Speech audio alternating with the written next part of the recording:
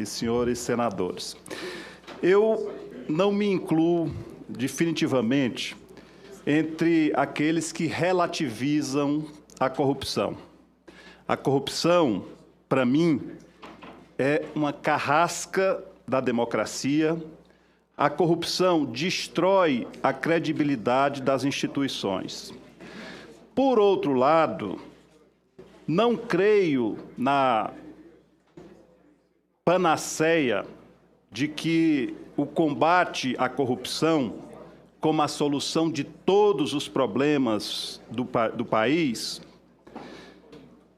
Ao contrário, quem assim procede, insistindo ou justificando todos os problemas do país, como pela existência da corrupção, boa parte dos que assim procedem tem por objetivo esconder o grande problema do país, que é a abissal concentração de renda e a desumana desigualdade social.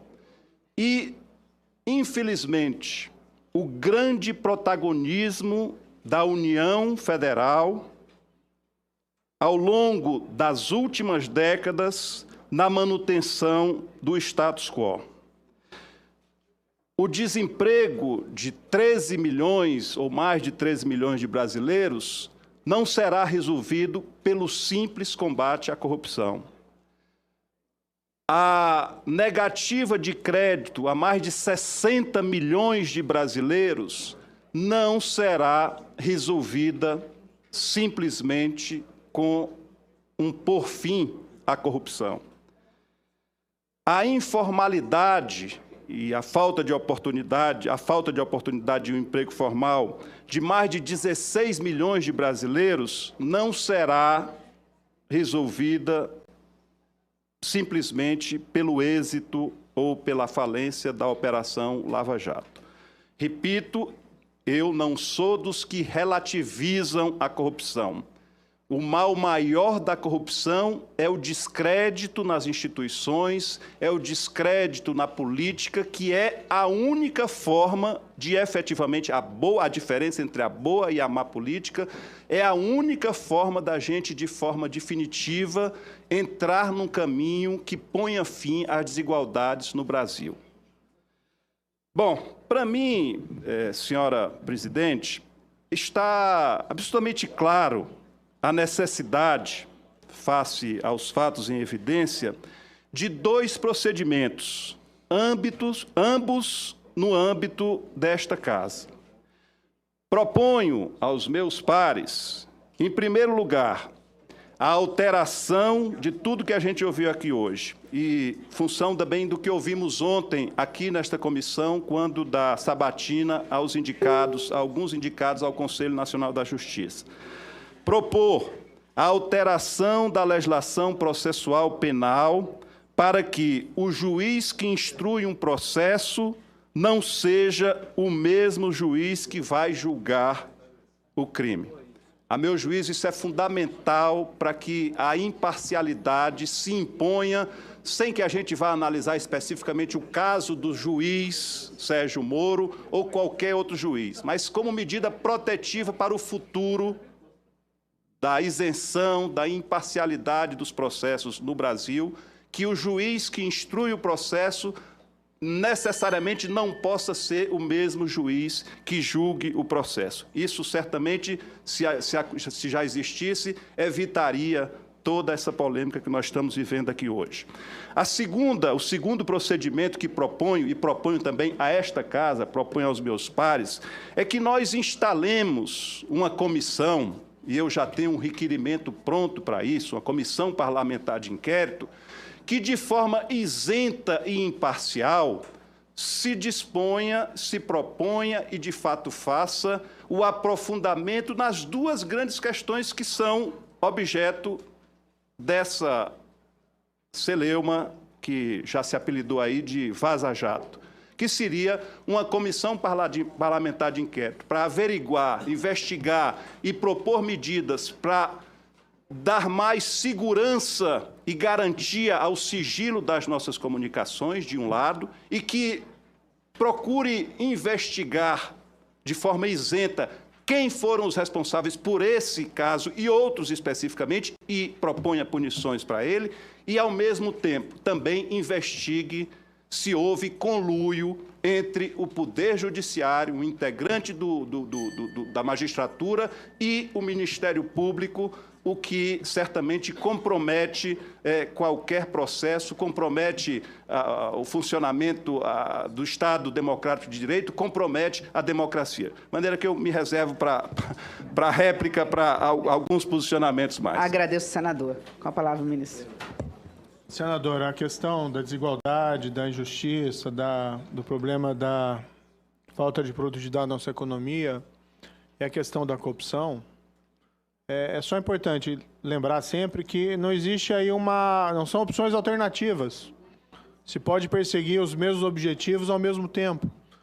Então, claro que a corrupção não é o principal problema do país, né, diante de todas as carências que nós observamos, inclusive no campo mesmo da segurança pública, mas é evidente que a corrupção também compromete a nossa capacidade de adotar políticas públicas eficientes em áreas como educação, saúde, infraestrutura e até mesmo na segurança pública, né? De forma que não existe um dilema entre essas alternativas, se pode atuar com tudo ao mesmo tempo. No que se refere às investigações, a Polícia Federal já está investigando esse grupo hacker criminoso e certamente vai fazer com dedicação e isenção. Não há nenhuma questão em relação a isso. No que se refere à investigação do conteúdo dessas mensagens, né, eu me dispus a vir aqui prestar esclarecimentos e creio que ter demonstrado, até pelos números da Operação Lava Jato, que não existe nenhuma espécie de convergência entre Ministério Público e Judiciário em absoluto nesses processos. E essas supostas mensagens hackeadas, né, enfim, não demonstram aquilo que com sensacionalismo o referido site pretende afirmar. Senador Cid. Bom, eu sinceramente acho que a gente realmente não deve ficar nesse bate-boca aqui com o ministro Sérgio Moro. Se ele fez ou não fez o media training, né, o fato é que ele trouxe aqui 3 ou 4 mantras e tem repetido esses 3 ou 4 mantras. Não que eu desconfie da palavra de Vossa Excelência, mas da mesma forma que o Vossa Excelência citou aí depoimentos de juristas, advogados, que dizem que não enxergam na exposição dos fatos divulgados até agora, um conluio entre o juiz e a parte interessada, a autora da ação, há muitos outros juristas, advogados, que dizem exatamente o contrário, que acho que a sua atuação está comprometida. Eu não quero tomar partido.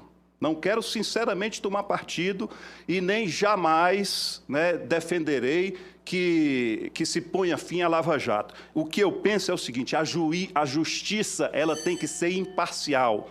Eu dou um doce a quem disser o nome do atual juiz da 13ª Vara de Curitiba.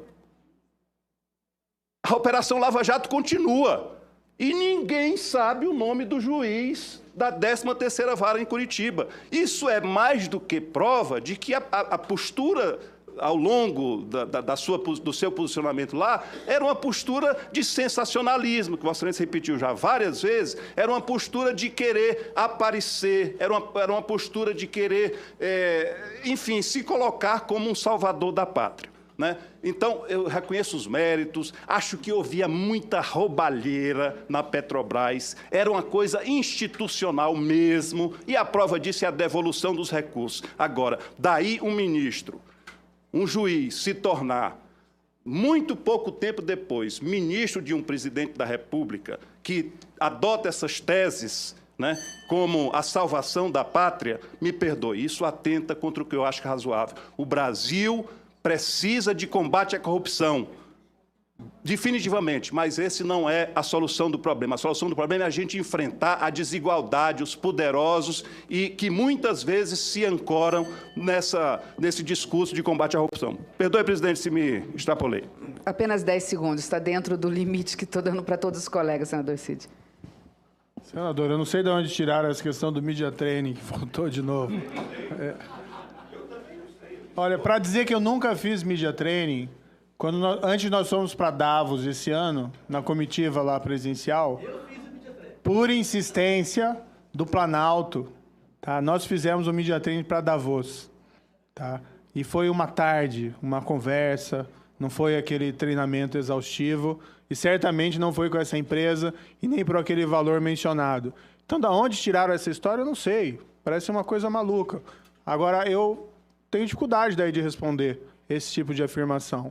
O que eu lhe asseguro, no entanto, senador, pode ter crítica ali na Operação Lava Jato, pode haver divergência em relação a decisões que foram tomadas. As decisões foram tomadas com base na lei, numa aplicação imparcial da lei, certo? Despido o sensacionalismo, despido muitas vezes comentários de juristas que são até interessados. Assim, vários advogados de pessoas condenadas na Operação Lava Jato questionaram as mensagens, questionaram a licitude de tudo. Bem, né, vamos discutir os fatos. As pessoas têm direito aí às suas opiniões, mas não têm direito aos seus fatos. E os fatos são aqueles que estão ali e não há nenhuma irregularidade. Senador Jean Paul.